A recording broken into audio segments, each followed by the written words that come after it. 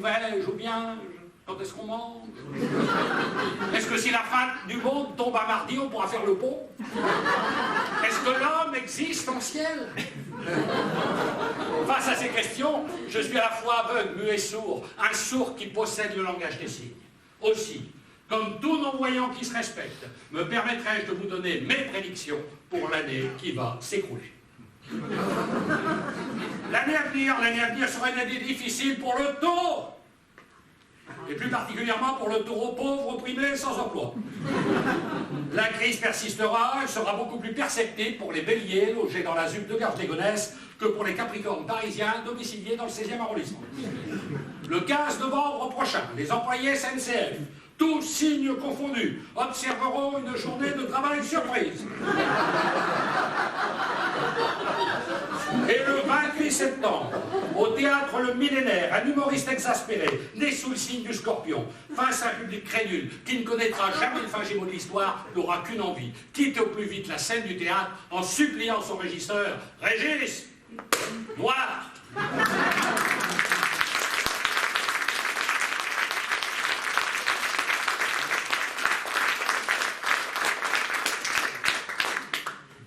J'ai deux passions dans la vie. La poésie et le vin rouge. C'est mon père qui m'a donné le goût du bon vin et du beau langage. À la maison, chaque fin de semaine se terminait par le même cérémonial. Mon père s'installait au pied du lit et débouchait une bouteille de Mouton Rothschild. Il s'en servait d'un verre, puis se dirigeait vers la bibliothèque, saisissait l'anthologie de la poésie française et me lisait un poème. Puis il se servait un deuxième verre et me lisait un deuxième poème. Puis un troisième verre, un quatrième verre, un cinquième verre, et moi je m'endormais en comptant les moutons. Mon père adorait l'œnologie à la philosophie. C'était un œnosophe averti, persuadé que le divin nectar permettait d'accéder à la sagesse. Il disait « Le poète est mon père spirituel, je suis son fils spiritueux. » À ma majorité, il m'a fait deux cadeaux, un 7 de briques. Bison futé, le seul habilité à faire sauter les bouchons. Et ce chef-d'œuvre de la poésie française, Les Fleurs du Mal, de Charles Baudelaire. Depuis, je me saoule de poésie, jusqu'à en tomber dans les pommes molles. J'ai une admiration pour les poètes maudits. Arthur Rimbaud, poète à 16h, Poche-Cron à 20h30. Charles Baudelaire. Quand je lis Baudelaire et que je bois un coup, j'ai l'impression que le poème est arrivé à moi. À moi, rien qu'à moi. Le vin de l'assassin, vous connaissez? Ma femme est morte, je suis libre, je puis donc boire de tout mon sou lorsque je rentrais sans un sou. Ces cris me déchiraient la fibre. Autant qu'un roi, je suis heureux, l'air est pur, le ciel admirable. Nous avions un été semblable lorsque j'en devins amoureux. C'est l'année où j'ai découvert Charles Baudelaire que j'ai rencontré Michel. Michel, mon ex. Michel détestait la poésie autant qu'elle détestait l'alcool. Elle buvait que de l'eau. C'était une alcoolique. Une alcoolique anonyme. On s'était connus à Évian. Pendant les congés Perrier. Elle était assise au bord du lac, elle se rassait les pieds. Moi, je me rassais l'œil. La belle avait plus d'un atour dans son sac, un corps de rêve, une poitrine à faire damner de sein et un joli comptant en cuisse que je comptais bien faire fructifier dans les plus brefs délais. Une seule question de mon esprit, tout bête, hors note tout bête. J'étais rassuré, recto verso. On a passé une semaine extraordinaire. 8 jours de conférences au sommier, 8 jours de Carapaillard, 8 jours de Métis Cambrai, 8 jours dans son bungalow, à subir les derniers Kamasutras. Elle était ma maîtresse. J'étais son inspecteur d'académie. Quand le corps s'enflamme, il arrive parfois que le torchon brûle, que la lune de miel se transforme en lune de fiel. C'est le jour où le Beaujolais nouveau est arrivé que Michel est reparti. Ce jour-là, j'avais décidé de prendre la vie du bon coteau. À ma droite, l'anthologie de la poésie française en 12 volumes. À ma gauche, un magnum de Saumur. Car comme disait mon père, c'est au pied du Saumur qu'on voit le Macon. J'ai tout lu. Et pendant que je lisais un vers, j'en vidais un autre. On ne dira jamais à quel point l'abus de poésie peut nuire à la santé.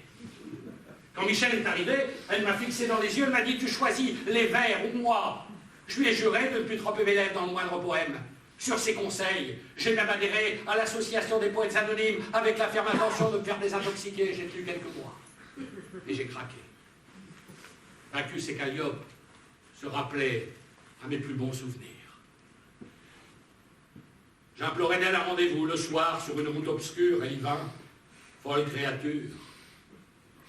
Nous sommes tous plus ou moins fous.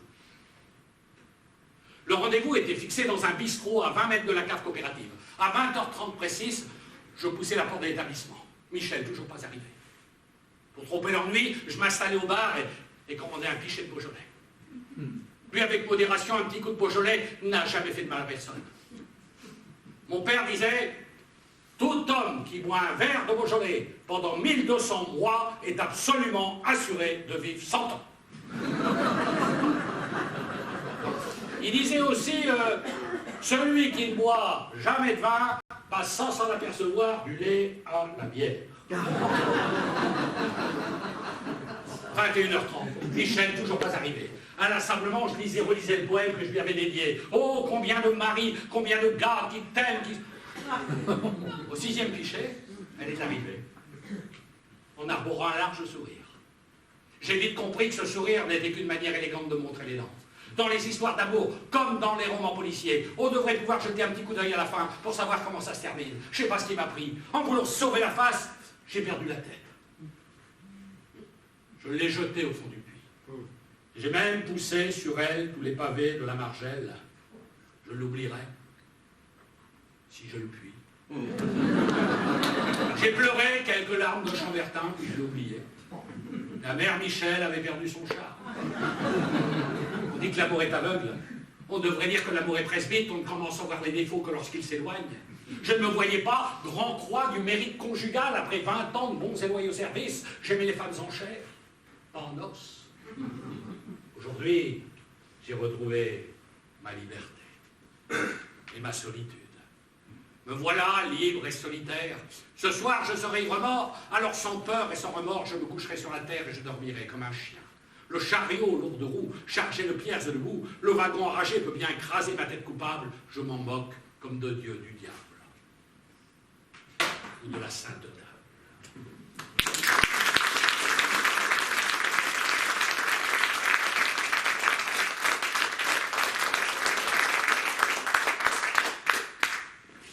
Depuis quelque temps, plus moyen d'ouvrir la radio sans entendre parler du conflit au Moyen-Orient. Vous comprenez quelque chose? Non, c'est pas facile. Moi, j'ai essayé, c'est pas facile. Pour bien comprendre, il faut remonter à l'Antiquité. À l'époque, le Moyen-Orient est un croissant fertile, occupé par l'Égypte, la Chaldée, la Judée, la Mésopotamie, la Syrie et la Phénicie. J'ai honte, mais je ne pouvais pas la rater.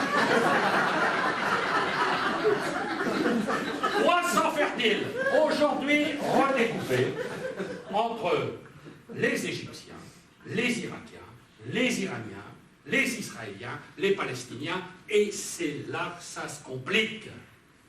Les Égyptiens se définissent comme arabes, les Israéliens se disent juifs et les Irakiens se dispersent. Chaque pays est tenu de 20 mètres par un dictateur. La Syrie par le général Hafez el-Assad, le Koweït et le Qatar par des émirs, mini mépris, mais qui vous emmerde un maximum. L'Arabie saoudite est tenue par un cheikh.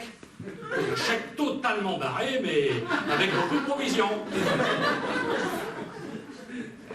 Je vois des gens qui me regardent avec des gros yeux en disant « Je comprends rien à ce qu'ils racontent. » Ces histoires d'émirs, de cheikhs, rassurez-vous, ne sont pas des injures. Émirs, cheikhs sont des dignitaires du monde arabe, l'équivalent de nos rois et de nos reines. Quand je dis un émir, c'est pas insultant.